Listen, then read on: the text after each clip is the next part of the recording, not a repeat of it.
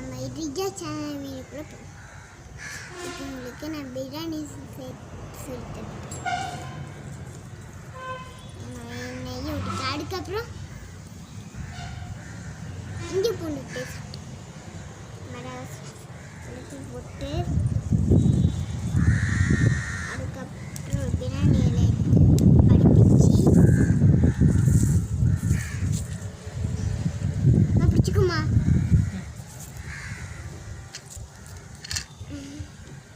எங்கள் ஊரில் ஆடுலாம் வரும்.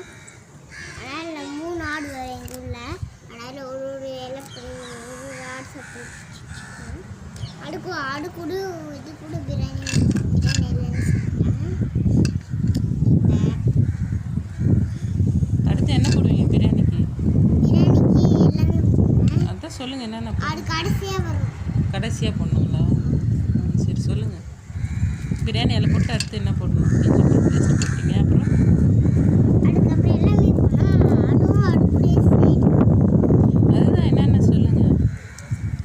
அதுக்கப்புறம் பிரியாணி 3 பிரியாணி இலை சமைக்கிறதுக்கு ஆடு வரும்.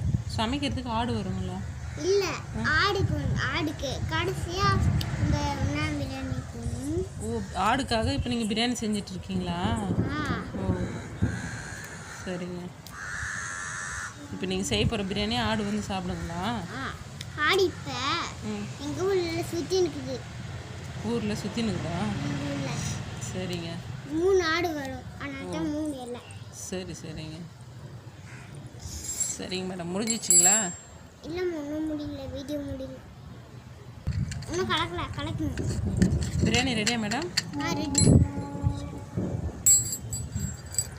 வீடியோ கமெண்ட் பண்ணி சப்ஸ்கிரைப் பண்ணி ஷேர் பண்ணி